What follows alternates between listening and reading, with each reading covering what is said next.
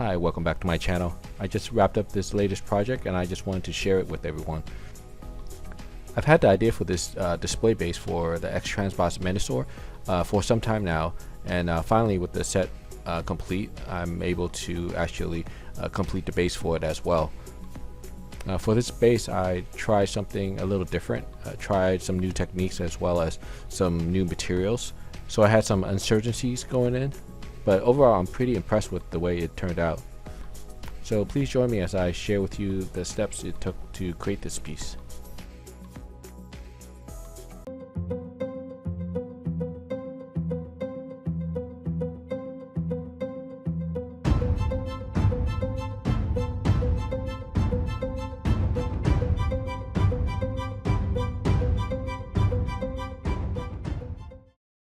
Starting off, I'm working again with a piece of XPS or insulation foam.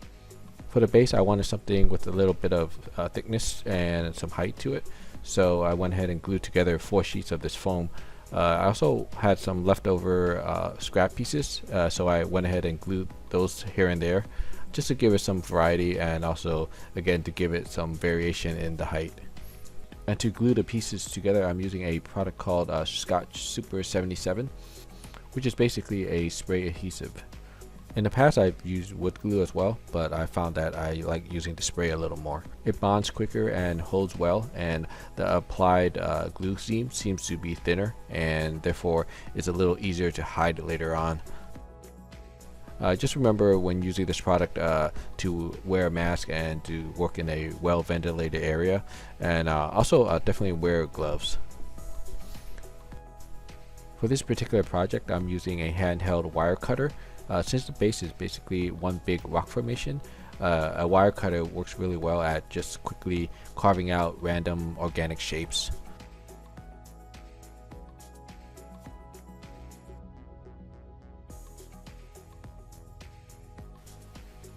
And similar to what I would be doing with a knife, you want to vary your cuts and angles. That way your cuts don't look too uniform, or you unintentionally create patterns. And you can see that this tool works really well at creating those really deep cuts.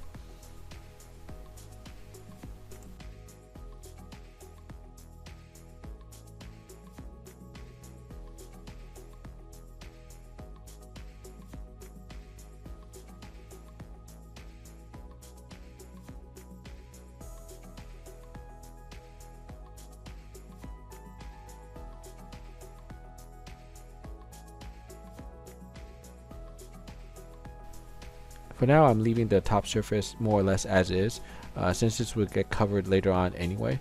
For now, I just wanted to make a couple cuts here and there, enough to create some level differences, but I didn't want to spend too much time on it.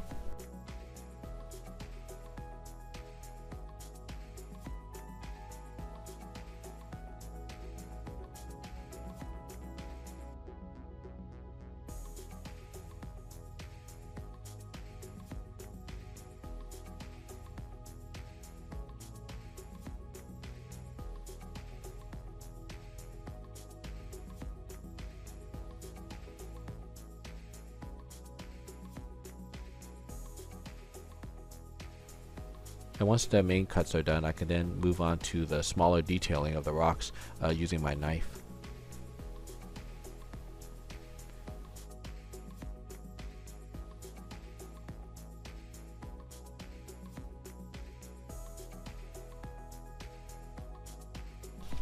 And you basically just work your way around, adding surface detailing, making little cuts here and there, and again varying your cuts and angles for that natural look.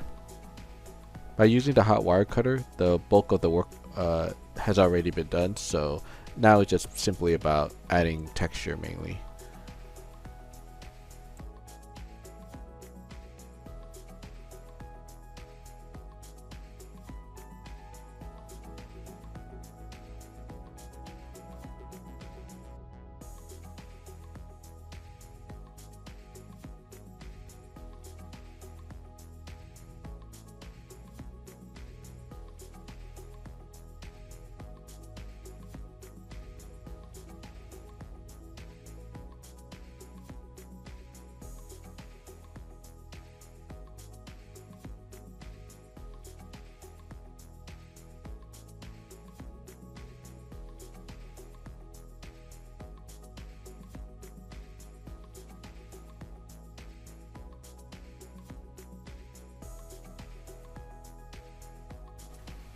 Once I'm happy with how the sides look, I can then move on to adding spackle, which I use to cover up the seams.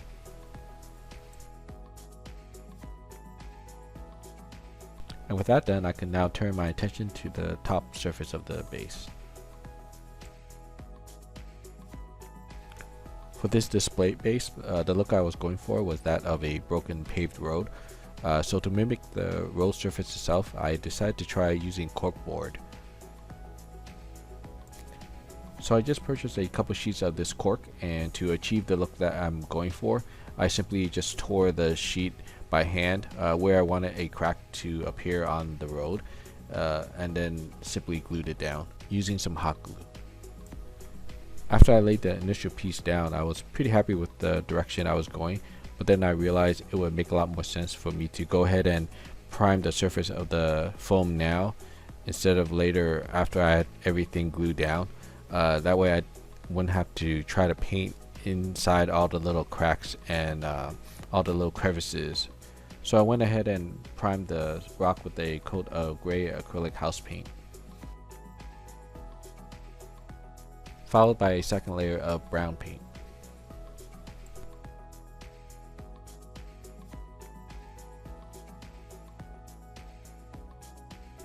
With the priming done, I can now go back and finish gluing down the cork.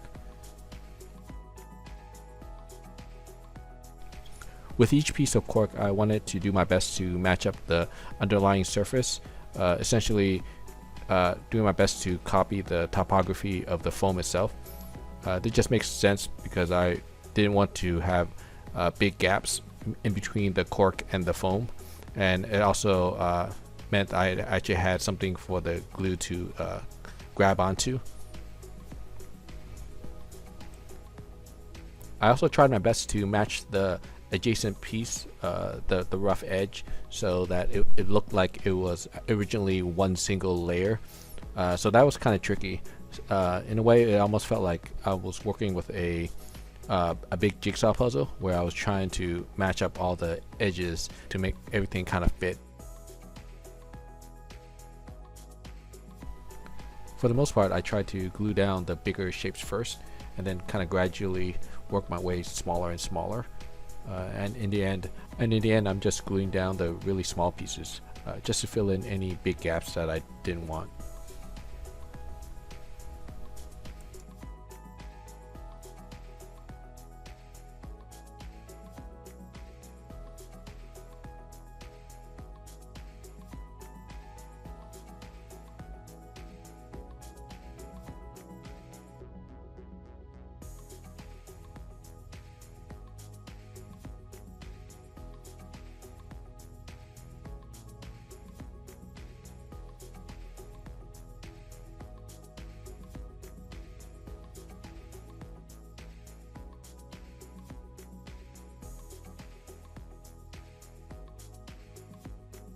And here's the base with everything glued down.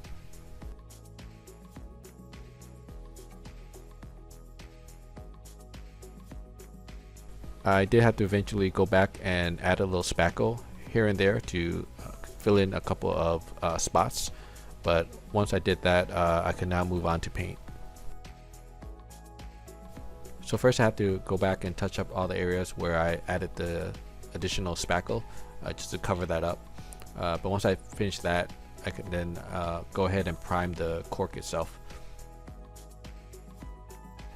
It took about 2-3 layers of the gray paint to fully cover the top surface of the cork.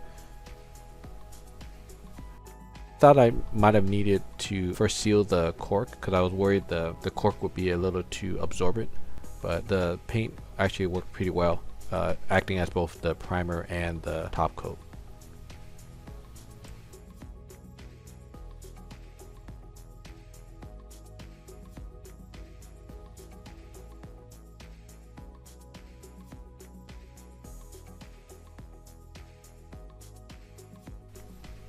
And once that was done, I can finish painting the sides of the rock. For this particular base, I wanted to have a transition or multiple colors, with the bottom half of the base with more of a tan or a light brown, and then the top half I wanted it to have a little more of a brown dirt color.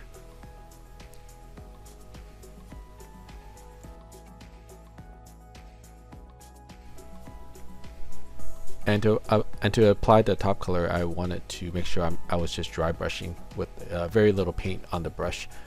This way I can ensure that the bottom color, the darker brown, would show through, giving it more contrast and making it look more realistic.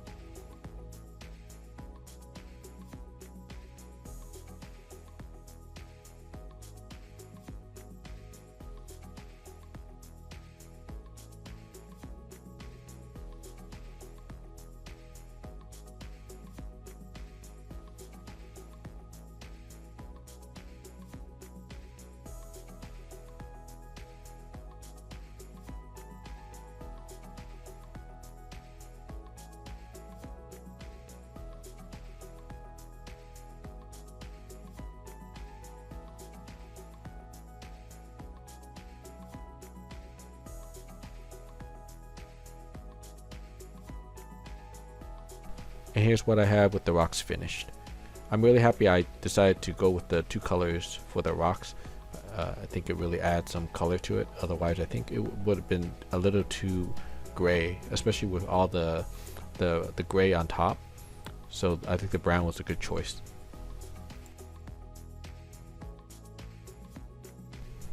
And for the final bit of detailing, I decided to add some road markings just to help sell the fact that it's the road. To do this, it required several steps. First, I had to mask off the area I wanted the marking to go with some painter's tape. I wanted the markings to look a little bit worn and not too pristine. So in order to do that, I used something called liquid frisket. And this product is something you can probably get at a hobby store or definitely at an art store. And it's basically is a brush-on liquid latex that essentially you can brush on, and once it's dried, it kind of acts like a masking tape. And once that dried, I added a layer of matte medium, and this helps to seal the area and prevent any bleeding of the paint from going underneath the tape. And with all the prepping done, I was finally able to add the paint.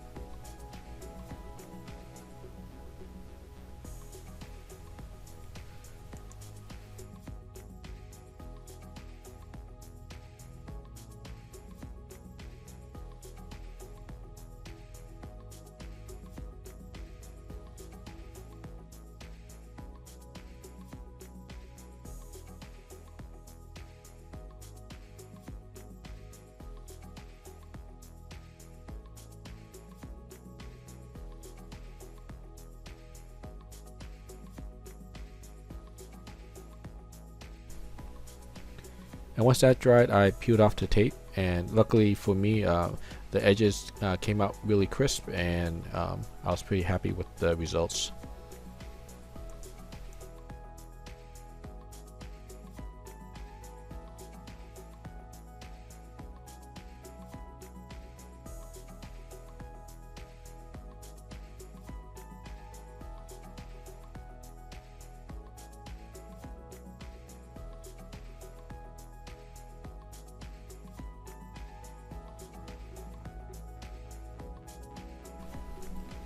And for the final step, I gave everything a light wash of brown, just to kind of grime everything up and give it more of a weathered look.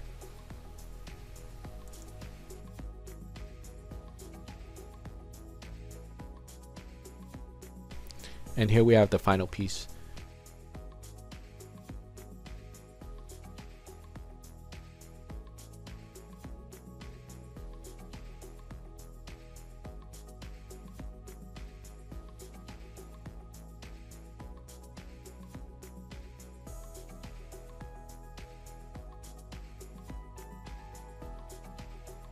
And one of the things I really like about this space is that you can display it in any direction you want. So later on, when I decide I want to change the look of my display, or when I get bored of a certain pose, I can kind of turn things around, switch things up, and it will give me kind of a fresh look. Thank you for watching. I hope you found this video helpful and inspiring, and like always, please comment, like, and subscribe for more content. Till next time.